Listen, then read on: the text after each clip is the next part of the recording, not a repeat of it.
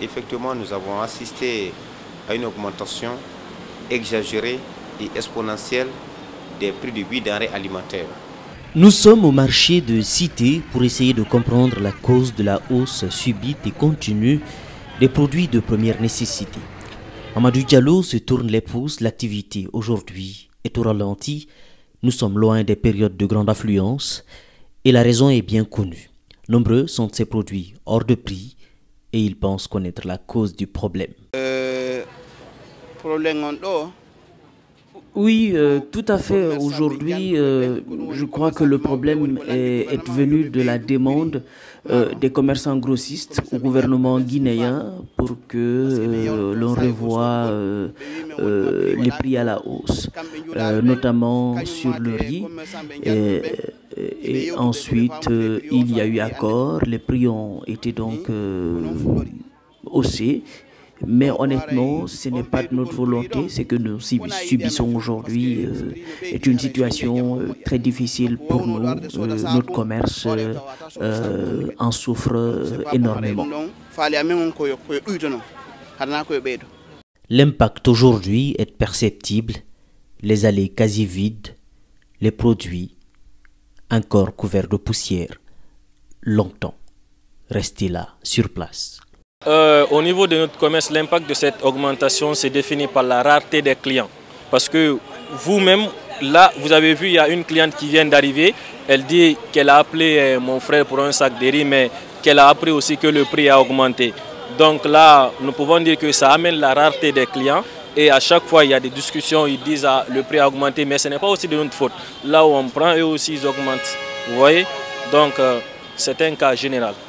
Aujourd'hui, le riz, produit phare en Guinée, reste sans doute le plus impacté par cette hausse. Parce que quand on prend le riz, par exemple, il y a deux catégories de riz que le gouvernement subventionne ou plafonne le prix ici. C'est le riz de 25% de Brésil et le riz de 5% de Brésil. Mais le riz de 25% de Brésil, le prix plafond, c'est 265 000 francs. Et le riz de 5% de Brésil, le prix plafond était autour de 300 000 francs. Et lorsque vous calculez aujourd'hui, parce que ce soit maintenant le riz 25% ou 5% de Brésil, ils ont décidé de plafonner le prix à 340 000 francs.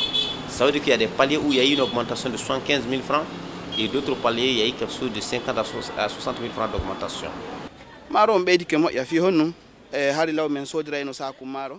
Le riz, tout à fait, a fortement augmenté parce qu'avant, on achetait un sac de riz à 270 000 francs guinéens au grand marché de Madina. Et aujourd'hui, nous sommes à 330 000, soit une augmentation de 60 000. C'est vraiment énorme, je crois. Si tu avais un montant pour acheter 50 ou 100 sacs en tant que commerçant, tu es tenu de rajouter beaucoup d'argent pour avoir le même stock. Vous imaginez un peu.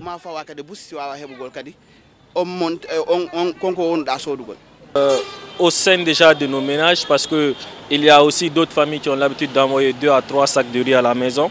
Maintenant, ils n'emportent qu'un seul sac à la maison. Et là, nous pourrions dire que ça a déjà un impact négatif sur l'ensemble de la population. Parce qu'avec ça, on ne peut pas avancer.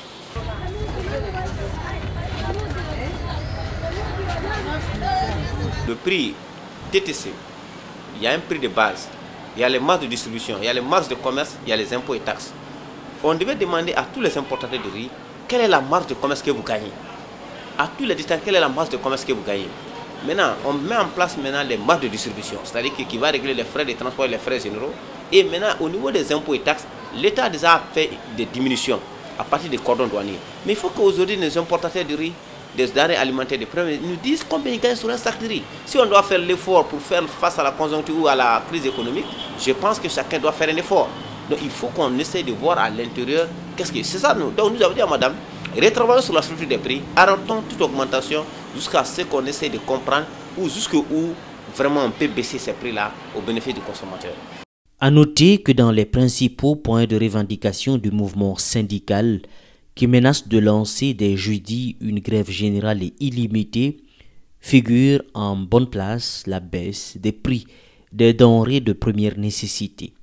Pour l'instant, le gouvernement de transition n'a exprimé aucune position.